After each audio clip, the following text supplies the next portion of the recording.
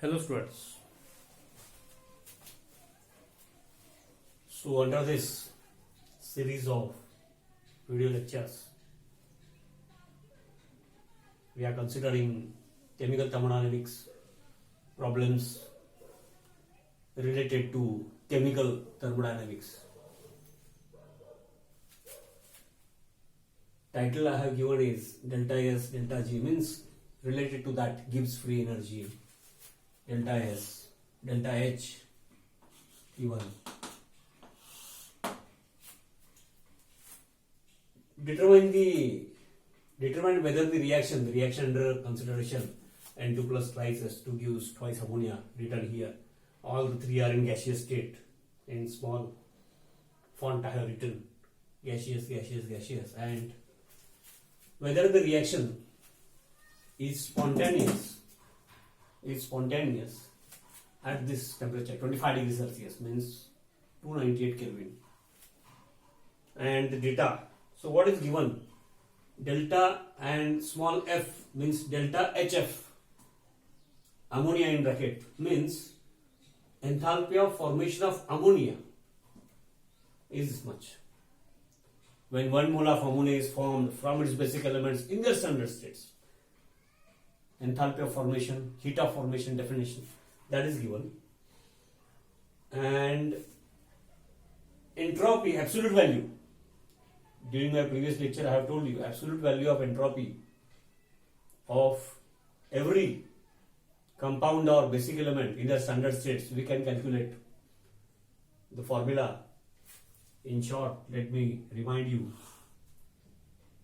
Cp upon T dt within the limits 0 to T. T Kelvin, it can be any 0 Kelvin to 298 Kelvin, 400 Kelvin, whatever. So this was just to make you aware that this is how we can use this formula can be used to find the absolute value of entropy, absolute value of enthalpy H, or absolute value of internal energy U.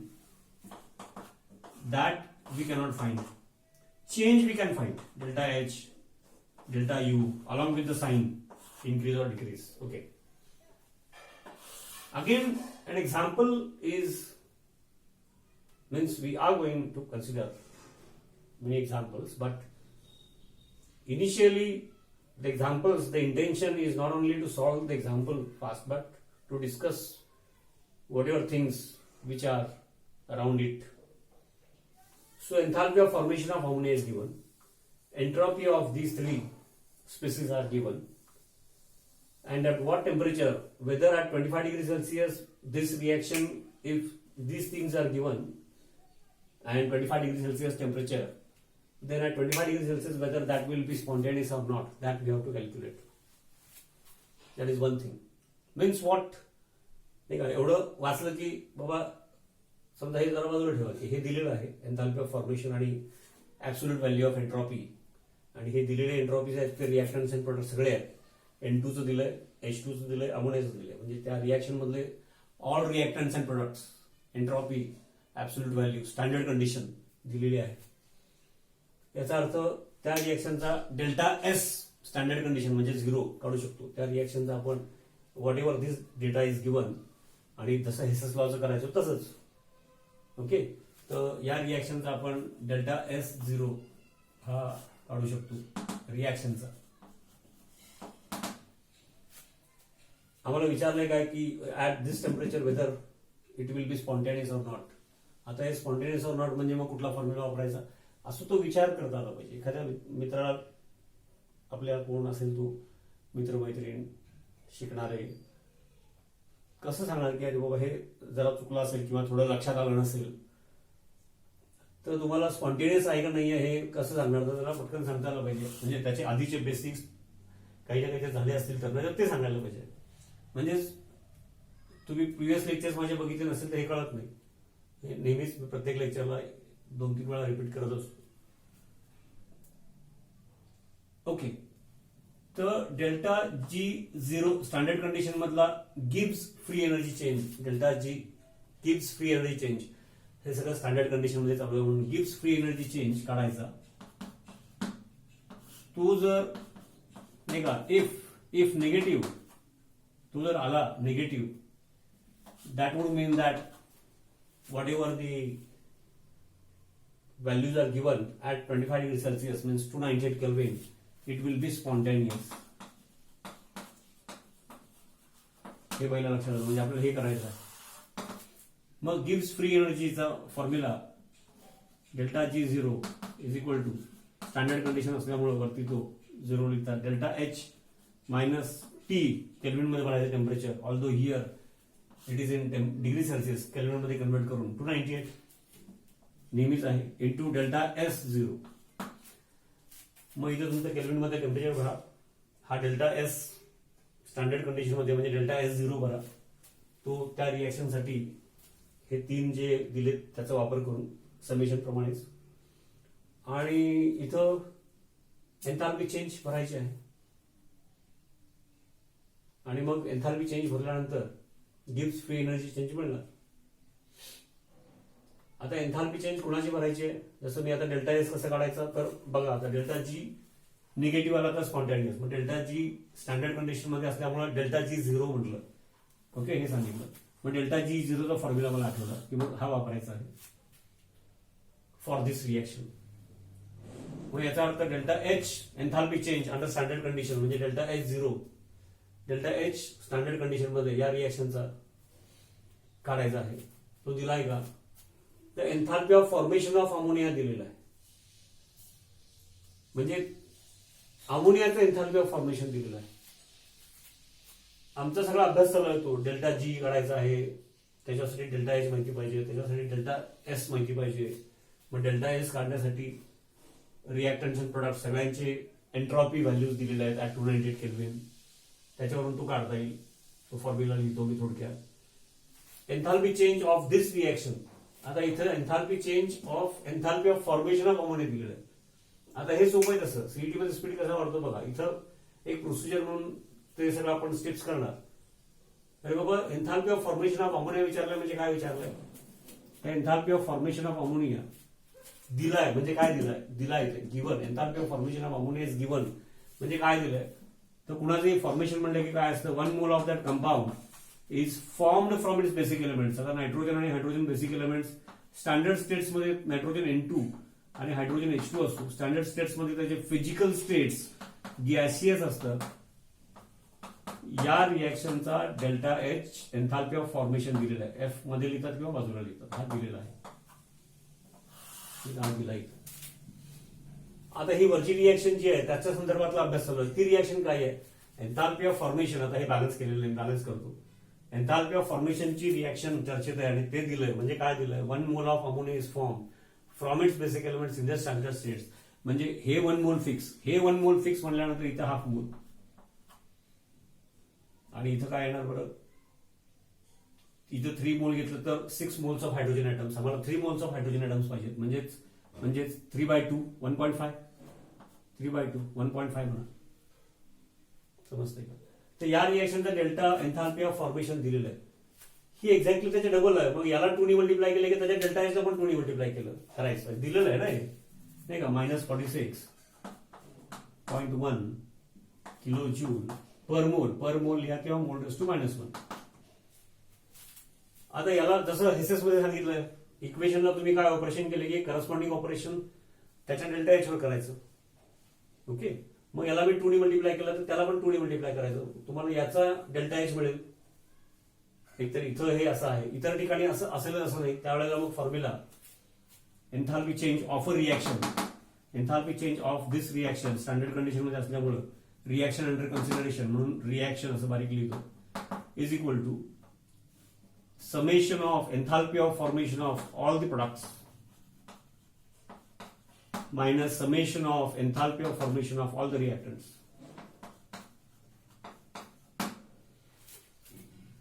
हा वापरायचा. मुळात आता आपल्याला या केसमध्ये लक्षात आलेलं आहे की एवढं करायची गरज नाही, पण एक प्रोसिजर म्हणून माहित पाहिजे, इतर एक्झाम्पल्सला उपयोगाला पडेल. कारण अंडर कन्सिडरेशन रिएक्शन आहे ती ×2 याला केलं की येते, मग त्याच्या डेल्टा एचला पण ×2 करा, चला म्हणजे तुम्हाला delta H of this reaction जे इथं वापरायचं ते मिळालं. नाही का. -46.1 म्हणजे मॅग्निट्यूड 46.1ला 2 मल्टिप्लाय करायचं 92.2 आणि साईन मायनस राहील, इव्हॉल्ड आहे. आणि अशा पद्धतीने पण काढायचं असतं, फॉर्म्युला माहीत पाहिजे म्हणून हा फॉर्म्युला वापरणार. डेल्टा एच मिळाला नाही का. त्यानंतर डेल्टा एच साठी पुन्हा तसं एन्थाल्पी चेंज एकदा केली की जास्त सांगायला लागत नाही. मी प्रिव्हियस लेक्चरमध्ये पण I mention this in my previous video lectures. तर इथं पण पुन्हा तेच आहे, entropy change of a reaction balance equation प्रमाणे. आणि स्टँडर्ड कंडिशन असेल तर वरतो आपण लिहितो रिप्रेझेंटेटिव्ह 0. ओके.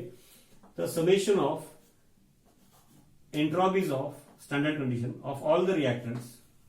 आता इथं स्टँडर्ड असल्यामुळे सारखं सगळीकडे स्टँडर्ड जायचं, नाही तर ज्या कंडिशन्स असतील त्या. Okay. Reactants minus summation of entropy of products.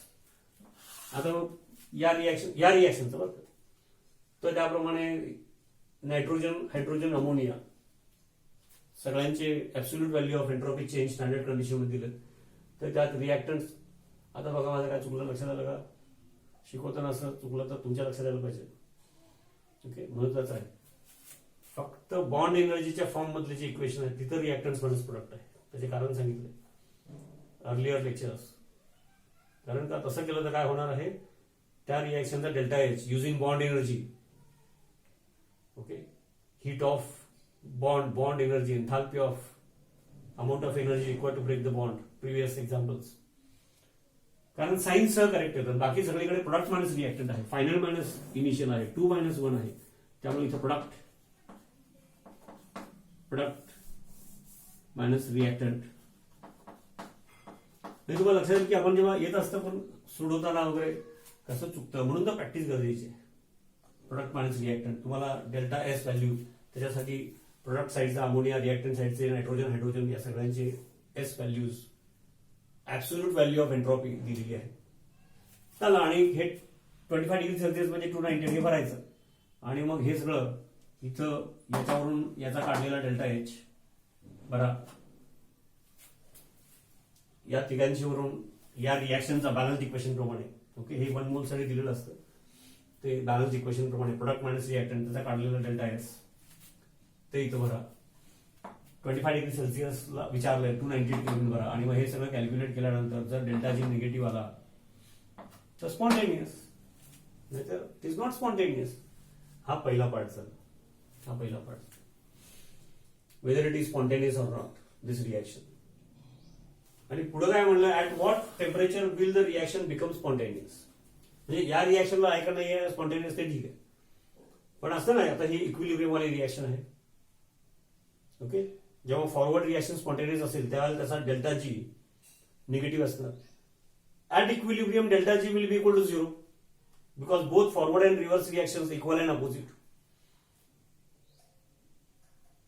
आणि मग तो स्पॉन्टेनियस आहे का नाही आहे, आणि डेल्टा जी पॉझिटिव्ह आला तर नॉन स्पॉन्टेनियस. म्हणजे ही नॉन स्पॉन्टेनियस, म्हणजे याचा अर्थ ती स्पॉन्टेनियस होऊ शकते असते. समजलं ना, ती म्हणजे रिव्हर्स. हे जर मी फॉरवर्ड म्हणतोय असं, दिस बिकम्स रिव्हर्स. तर पहिलं इथंपर्यंत केलं, त्यानंतर मग तुम्हाला ते स्पॉन्टेनियस आहे का नाही आहे ते कळालं. मग पुढचा फॉर्म्युला कुठला वापरणार, ओके. डेल्टा एस, आता स्टँडर्ड कंडिशन असल्यामुळे तो symbol is equal to delta H upon T. सुरुवातीलाच बघितलं होतं how to find entropy change. Initially Q वापरला होता, small Q. Okay. Heat evolved और ऍब्सॉर्ब. आणि मग instead of Q delta H can be used, ते पुन्हा आठवा. ओके. तर मग आता डेल्टा एस आधीच काढला होता आपण, delta H of the reaction काढला होता, तर टी मिळेल. हा टी काय सांगतो, जो काय येईल तो हा टी. कारण हा फॉर्म्युला, हा बेसिकली फॉर्म्युला वापरला ठीक, आणि हा वापरला, हे दोन वापरले, हे दोन्ही इथं भरले. हे गिवन टेम्परेचरला, कुठल्या तरी एका टेम्परेचरला तो इक्विलिब्रियम आला की forward reverse equal and opposite. म्हणजे आमच्या प्रॅक्टिकली रिॲक्शन फॉरवर्ड जाणार नाही, म्हणजे थांबली. असं प्रॅक्टिकली रिॲक्शन कधीच थांबत नसते इक्विलिब्रियम वाली. Forward and reverse both take place simultaneously. Equal and opposite, म्हणून त्याला आता डायनॅमिक इक्विलिब्रियम असं म्हटलेलं आहे 11th सिलेबस. मग इक्विलिब्रियमचं टेम्परेचर काढायचं. इक्विलिब्रियम आला तर काय टेम्परेचर असेल या डेल्टा एस आणि या डेल्टा एच साठी आता काढलेले आहे. पहिली गोष्ट म्हणजे आता काढलेले डेल्टा एच आणि डेल्टा एस वरून इथे डेल्टा जी निगेटिव्ह आला तर ऍट 25 डिग्री सेल्सिअस ते स्पॉन्टेनियस, नाही आला तर नॉन स्पॉन्टेनियस. ओके. नंतर मग ते डेल्टा एच इथं भरलंय की टी आला तर हा फॉर्म्युला आपण इक्विलिब्रियम साठीच आलेला आहे, कारण का डेल्टा जी 0 भरल्यानंतर हा फॉर्म्युला येतो. हे समजून घ्यायची गोष्ट आहे. That temperature it will B equilibrium. आणि मग इक्विलिब्रियम टेम्परेचर आल्यानंतर मग कुठल्या टेम्परेचरला स्पॉन्टेनियस असणार आणि कुठल्या टेम्परेचरला नॉन स्पॉन्टेनियस असणार, तर इक्विलिब्रियमचं टेम्परेचर आलं की मग सांगणं सोपं होतं. तर इथंच ते पुढचं पण थोडं सांगून ठेवतो. आणि मग काही विद्यार्थ्यांनी एवढं सांगितल्यानंतर इथंच पॉज करायचं, सगळं सॉल्व्ह करायचं आणि मग पुढे मी आता सगळं स्टेप्स सबस्टिट्यूशन वगैरे करणारच आहे. आतापर्यंत काही एक्झाम्पल्सला मी फायनल आन्सर दिलेलं नाही, मुद्दाम तुम्ही करावा, प्रयत्न करावा. आपल्या व्हॉट्सअपच्या ग्रुपवरती ते मी पोस्ट करणार. थोडंसं 1-2 दिवस लेट का करतोय तर करणाऱ्यांची संख्या थोडी सायमल्टेनियसली कमी वाटली म्हणून. तुम्ही तुमची प्रोसिजर प्रमाणे काढून ठेवा ना आन्सर. आणि अनेक जण विचारतात आन्सर काय, ते चांगलं आहे, तुम्ही विचारता हे चांगलं विचारायचं. मग किती लोक विचारतात ते पण मला बघायचं असतं. 4-5 स्टुडंट्सने विचारलं मला की आन्सर फायनल काय आहे, मग त्यांना खात्री करून घ्यायची whether they have done it right or not. तर असं संख्या जास्त पाहिजे मला. भले मी सगळं वाचत नाही ते सॉल्व्ह केलेलं म्हणजे आतापर्यंत, पण सांगतोय ते माझ्याकडे सॉल्व्ह सुद्धा असतं ना, ते डायरेक्ट तुम्हाला व्हॉट्सअपच्या ग्रुपवरती त्याचा फोटो पेस्ट करतो. आणि त्यात काही तुम्ही बारकावा विचारलं तर त्या रिलेटेड एखादं चांगलं ट्रिकी एक्झाम्पल पण घेता येईल. ऑन डिमांड फरमाईश आपकी. ओके. आता हे टेम्परेचर मिळालं, हे इक्विलिब्रियम साठीचं टेम्परेचर मिळालं. इक्विलिब्रियम टेम्परेचर मिळालं शॉर्ट मध्ये, कारण का हा फॉर्म्युला मी इक्विलिब्रियम साठी वापरू शकतो. Delta G 0 equal to delta G general, इथं स्टँडर्ड कंडिशन म्हणून 0 केव्हा असतं ऍट इक्विलिब्रियम. मग ते 0 भरल्यानंतर हा इकडे आला की हा फॉर्म्युला तयार होतो इक्विलिब्रियमचं टेम्परेचर. मग पुन्हा इथे या. आता या केसमध्ये जेव्हा तुम्ही सॉल्व्ह कराल, व्हॅल्यू काढाल, तेव्हा लक्षात येईल की डेल्टा एस निगेटिव्ह आहे. आणि समजतच आहे मला ना, 1 मोल प्लस 3 मोल गिव्स 2 मोल्स. म्हणजे काय, 4 मोल्स ऑफ गॅसेस वाले 2 मोल्स ऑफ गॅसमध्ये गेले. म्हणजे 4 मोल्स गॅसेस वाले 2 मोल्स गॅसमध्ये गेले. त्याचा अर्थच त्याचा रॅन्डमनेस, डिसऑर्डर, 4 मोलचं 2 मोल गॅसेस वाले असले तरी कमी झालेली आहे. म्हणजे delta S entropy change negative येणारच ती. आणि ती निगेटिव्ह इथं कॅल्क्युलेट करून तुम्ही काढणार बाय युझिंग द फॉर्म्युला दिस. मग डेल्टा एस पण पुन्हा एकदा तो फॉर्म्युला लिहितो मी. डेल्टा जी स्टँडर्ड कंडिशन मध्ये आहे, मी जनरल लिहितो. म्हणजे आपण आता in this case standard condition. Okay. मग हा जर निगेटिव्ह आला म्हणजे आता इथे येणार आहे, थिअरॉटिकली पण कळलं आणि ऍक्च्युअली काढल्यानंतर पण कळेल. And this reaction is exothermic. आताच सांगितलं, enthalpy of formation of the reaction is given. त्याला 2 ने मल्टिप्लाय केले की गिवन रिएक्शन आहे. ते या फॉर्म्युला मुद्दाम काढायचं by using this formula deliberately, सवय असण्यासाठी. पण स्पीड कसा वाढतो ते लक्षात आलं. सगळेजण असं सॉल्व्ह करत बसतात. अरे बाबा, enthalpy of formation is given म्हणजेच या रिएक्शनचा डेल्टा एच दिलाय आणि कन्सिडरेशन मध्ये रिएक्शन ही आहे. अरे कर ना दुप्पट. मग याला 2 ने मल्टिप्लाय केले की हे येतं. मग delta H correspondingly delta H ला पण त्याच्या 2 ने मल्टिप्लाय करायचं. That's all. संपला विषय. डेल्टा एच त्या रिएक्शनसाठी मिळालं. डेल्टा एच काढलं, इक्विलिब्रियम टेम्परेचर काढलं. आता मग इथं आम्हाला लक्षात आलं की डेल्टा एस हा निगेटिव्ह येणार आहे. म्हणजे फॉर्म्युल्यातला मायनस आणि हा मायनस म्हणजे हे प्लस होईल. आणि एक्झोथर्मिक रिएक्शन आहे, दिलेलीच आहे. त्याला 2 ने मल्टिप्लाय केल्यानंतर सुद्धा ते मायनसच राहणार आहे. त्यामुळे हा पण मायनस. आता हे दोन्ही मायनस असतील, हा मायनस, त्याच्यामुळे हा पार्ट पॉझिटिव्ह होणार आणि हे निगेटिव्ह आहे एक्झोथर्मिक असल्यामुळे. ओके. याचा अर्थ काय कळतो बघा. अल्टिमेटली डेल्टा जी निगेटिव्ह आला तर स्पॉन्टेनियस, तर कुठल्या स्टेजला तो नॉन स्पॉन्टेनियस किंवा केव्हा तो नॉन स्पॉन्टेनियस असेल, डेल्टा एच पॉझिटिव्ह. मॅथमॅटिकली विचार करा. म्हणजेच बघा, ज्या केसमध्ये त्या रिएक्शनचा under those conditions delta H काहीतरी असेलच. आपण स्टँडर्ड कंडिशन मध्ये काढलंय.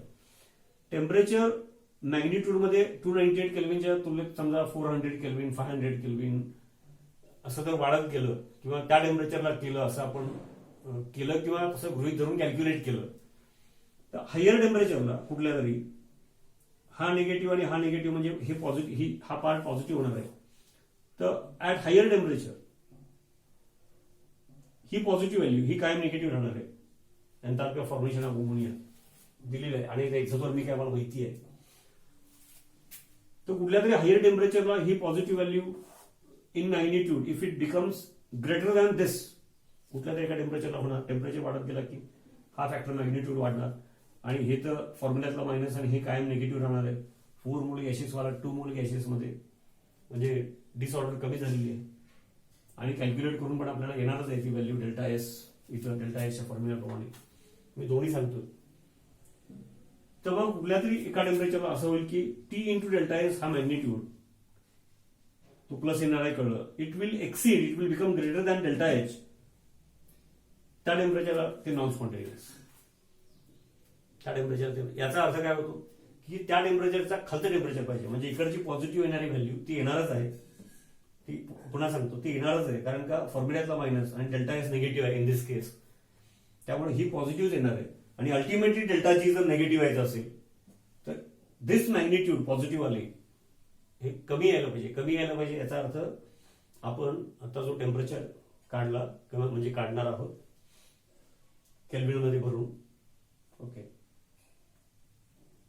दॅट टेम्परेचर म्हणजे इथं जे इक्विलिब्रियम टेम्परेचर काढणार त्या टेम्परेचरच्या खालच्या टेम्परेचरला इक्विलिब्रियमचं टेम्परेचर काढलं त्या टेम्परेचरच्या खालच्या टेम्परेचरला कुठलंही ते टेम्परेचर समजा काहीतरी 460 केल्विन आलं किती येतं माहित नाही कॅल्क्युलेशन तुम्ही करणार माझ्याकडे पण तयार आहे. त्या टेम्परेचरच्या खालचे टेम्परेचर असेल जे काय इक्विलिब्रियम वाला टेम्परेचर आलं तर टेम्परेचर बिलो इक्विलिब्रियम टेम्परेचरला टी इंटू डेल्टा एस जो पॉझिटिव्ह येणार आहे मी पुन्हा पुन्हा सांगतो हा फॅक्टर पूर्ण it will be less than this म्हणजेच ते निगेटिव्ह येणार त्यावेळेला ते निगेटिव्ह येणार म्हणजे स्पॉन्टेनियस त्या इक्विलिब्रियम टेम्परेचर पेक्षा कमीच्या टेम्परेचरला. इक्विलिब्रियमला 0 बघितलं आपण आणि इक्विलिब्रियम टेम्परेचर समजा 460 केल्विन आलं तर जे काही येईल तर तुम्ही कॅल्क्युलेट करणार आहे मी पण सांगणार आहे. Greater than equilibrium temperature one temperature जर असेल तर हा positive value T into delta S in magnitude will be greater than this delta H which is negative exothermic reaction आहे. त्यावेळेला डेल्टाची पॉझिटिव्ह येणार म्हणजे it will not be spontaneous non spontaneous आणि त्यामुळं म्हणून इक्विलिब्रियमच्या साठीचा हा फॉर्म्युला जो याच्यावरूनच आलेला आहे तो टेम्परेचर काढायचं आणि हे दोन्ही इथं बेसिकली त्या रिएक्शन मध्ये डेल्टा एस पॉझिटिव्ह आहे का निगेटिव्ह आहे डेल्टा एच पॉझिटिव्ह आहे का निगेटिव्ह आहे त्याच्यावरून ते ठरवायला लागतं की त्या टेम्परेचरच्या खाली आणि वरती म्हणजे त्या टेम्परेचरच्या म्हणजे इक्विलिब्रियम टेम्परेचरच्या खाली गेल्यानंतर स्पॉन्टेनियस होणार का वरती गेल्यानंतर स्पॉन्टेनियस होणार आणि तसं सांगायचं हे इथं अपेक्षित आहे. एवढं ऐकल्यानंतर तुम्ही त्या पद्धतीने सॉल्व्ह करा असं माझं मत आहे आणि तुम्ही ते सॉल्व्ह करा आणि मग पुढचं एक्सप्लेनेशन बघा. म्हणजे मी हे एक्सप्लेनेशन ऍक्च्युली मुद्दाम पोस्ट करणार आहे त्याच्यावरती आणि इथं दाखवणार पण आहे. पण जे आतापर्यंत आपण शिकलो त्याच्यामध्ये एमसीक्यूला काय होतं त्याचा एक अंदाज द्या की मग या टाईपचं एक्झाम्पल आलं काय की आणि जरा ट्रिक वगैरे चेंजेस होऊन किंवा असं आलं येतं कारण का याला युनिट साईन विचारात घ्यायला लागतात. आणखी छोट्या छोट्या गोष्टी सांगून ठेवतो. आता बघा तुम्ही या फॉर्म्युल्याने पण प्रॅक्टिस म्हणून काढा enthalpy change of this reaction. चर्चा या रिएक्शनची चालू म्हणजे enthalpy of formation of ammonia जी दिलेली आहे नाही का enthalpy of formation of ammonia आणि हे basic elements in the standard structure म्हणजे 0 आहे. कॅल्क्युलेशनला किती सोपं आहे. फक्त या केसमध्ये गिव्हन रिएक्शन आहे ज्याचा डेल्टा एस दिला आहे ते एन्थाल्पी ऑफ फॉर्मेशन असल्यामुळे आणि ही रिएक्शन एन्थाल्पी ऑफ फॉर्मेशन त्या रिएक्शनला 2 ने मल्टिप्लाय केल्यानंतर येते म्हटल्यानंतर आम्हाला काहीच करायला लागत नाही. -46.1 ला 2 ने मल्टिप्लाय करायचं. ओके म्हणजे हे मिळालं डेल्टा एच मिळाला ऑफ दिस रिएक्शन. त्यानंतर डेल्टा एस जसं हेसेसला आपण केलं होतं समेशन हेसेस मधला समेशन पार्ट ओके त्याप्रमाणे करायचं. मी करून दाखवणार पोस्ट पण करणार पण थोडं तुम्ही एवढ्या एक्सप्लेन केल्यानंतरच्या गोष्टी सुद्धा करायला पाहिजे असं.